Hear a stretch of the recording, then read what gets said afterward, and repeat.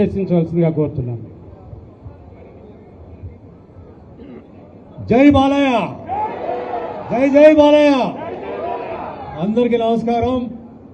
వేదికను అనిపించిన పెద్దలు శ్రీ నందమూరి బాలకృష్ణ గారికి, Andhra Pradesh film development corporation chairman Bharat Bhushan గారికి, వైస్ చైర్మన్ మెహర్ రమేష్ గారికి, మంత్రి గారికి, మరి ఈరోజు మా కమిటీ వారికి, వేదిక మీద కూర్చున్న పెద్దలందరికీ, ప్రియమైన అభిమానులు మీ అందరికీ నమస్కారం. చాలా సంతోషంగా ఉందండి. ఈరోజు మరి మీకు ఒక ముఖ్యమైన విషయం చెప్పాలి. ఒక నెల క్రితం బాలయ్య బాబా గారు నాకు ఫోన్ చేశారు.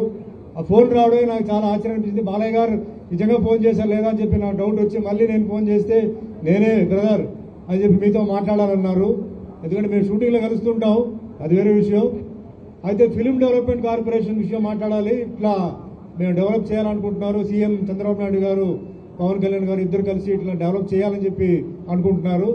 వాటిలో కార్పొరేషన్ ఫామ్ చేస్తున్నాం, దాంట్లో మీరు ఒక డైరెక్టర్గా రావాలని చెప్పి చెప్పారు.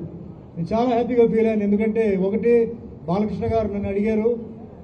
అండ్ మన ముఖ్యంగా సినీ కార్మికులందరికీ, ఎందుకంటే ఇక్కడ ఆంధ్రాలో కూడా డెవలప్ అవ్వాలి, వీళ్ళందరికీ సేవలు చేయడానికి ఒక అవకాశం నాకు వచ్చింది. సో నన్ను ఈ కమిటీలో ఒక డైరెక్టర్గా పెట్టడానికి కారణం ఏంటంటే నా ఎక్స్పీరియన్స్, నా ఏజ్, ఇమేజ్, తర్వాత నేను వేరే భాషల్లో యాక్ట్ చేస్తుంటాను కాబట్టి నాకు వేరే నాలెడ్జ్ ఉంటుంది. సో దానివల్ల నన్ను పెట్టడం జరిగింది.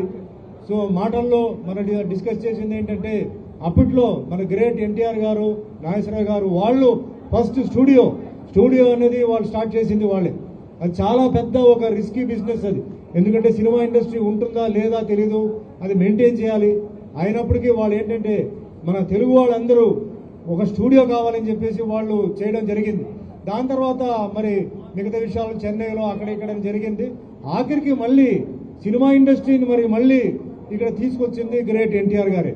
అంటే తెలుగు వాళ్ళందరూ ఇక్కడ మన తెలుగు రాష్ట్రంలో ఉండాలి, వాళ్ళు బయట ఊర్లో పని చేయకూడదు, అందరూ ఇక్కడే ఉండాలని చెప్పి తీసుకొచ్చారు. సరే, తర్వాత రకరకమైన మార్పులు, కొంచెం అప్స్ అండ్ డౌన్స్ అవన్నీ ఉంది.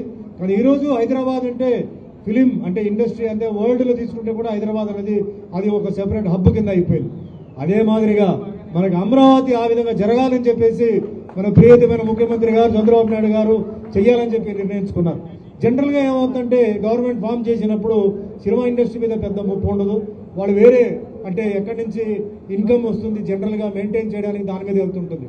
కానీ చేతులెత్తి నమస్కారం చేస్తున్నాం చంద్రబాబు నాయుడు గారికి, పవన్ కళ్యాణ్ గారికి.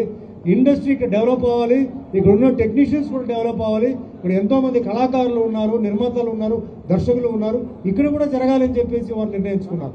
సో చాలా విషయాలు నేను బాలయ్య బాబు గారు ఈరోజు మార్నింగ్ వస్తున్నప్పుడు డెవలప్మెంట్ గురించి మాట్లాడాము.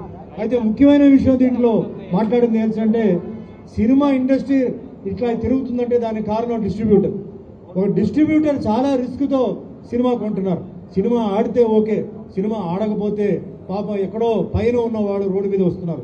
సో ఆ డిస్ట్రిబ్యూటర్ని, ఎగ్జిబ్యూటర్ని మనం ఎలా కాపాడాలి, గవర్నమెంట్ సైడ్ నుంచి ఏ విధంగా మనం హెల్ప్ తీసుకోవచ్చు, ఆ విధంగా కొన్ని చెయ్యాలి. అదే మాదిరిగా డెవలప్మెంట్ జరగాలి. ముఖ్యంగా చెప్పాలంటే మన ఆంధ్రాలో సముద్రం ఉంది. విశాఖపట్నం కానీ నెల్లూరు కానీ అటు తీసుకుంటే సముద్రం ఉంది, అరకు ఉంది, అద్భుతమైన హిల్ స్టేషన్, ఈస్ట్ వెస్ట్ వెళ్తుంటే ఆ అద్భుతమైన గ్రామీణ ప్రాంతం సీనరీ ఉంది. ఇలా చాలా ఉన్నాయి. అది కాకుండా ల్యాండ్ చాలా ఉంది. కేవలం ఒక ఇక్కడ తెలుగు షూటింగే కాకుండా మరి ఇతర రాష్ట్రాల నుంచి కూడా, అంటే తమిళనాడు ఉండొచ్చు, కేరళ ఉండొచ్చు, కర్ణాటక ఉండొచ్చు, నార్త్ ఇండియా ఉండొచ్చు, అట్నుంచి కూడా వాళ్ళని ఇక్కడ ఇన్వైట్ చేసి షూటింగ్స్కి వాళ్ళకి పర్మిషన్ ఇస్తూ, మనకి మెయిన్ అంటే ఎంప్లాయ్మెంట్ ప్రాబ్లం ఒకటి. అదే మాదిరిగా చాలామంది ఓన్లీ సినీ జీవితం మీద ఆధారపడి ఉన్నారు, అప్పుడు చాలా మంది కష్టాల్లో ఉన్నారు. సో వాళ్ళందరికీ మంచి జరగాలని చెప్పేసి మన ప్రియతమైన ముఖ్యమంత్రి గారు చంద్రబాబు నాయుడు గారు, పవన్ కళ్యాణ్ గారు, ఆయన ముఖ్యంగా బాలయ్య బాబు గారు నిర్ణయించుకున్నారు. సో తప్పనిసరిగా నా సర్వీస్ ఉంటుంది. నేను నా సాయ శక్తి మీద నేను ఇక్కడ డెవలప్ అవడానికి నేను ట్రై చేస్తాను. అదే మాదిరిగా మిగతా అందరూ కమిటీ వాళ్ళు కూడా అదే మాదిరిగా సాయం చేసి ఆంధ్రప్రదేశ్ ఫిలిం ఇండస్ట్రీని ముందుకు తీసుకెళ్ళాలి, ప్రపంచంలో ఒక మంచి పేరు రావాలని చెప్పి మనస్ఫూర్తిగా కోరుకుంటూ నాకు ఈ డైరెక్టర్ పోస్ట్ ఇచ్చినందుకు మరోసారి బ్రదర్ బాలయ్య బాబు గారికి ధన్యవాదాలు చెప్తూ సెలవు చేసుకుంటున్నాను. జై బాలయ్య.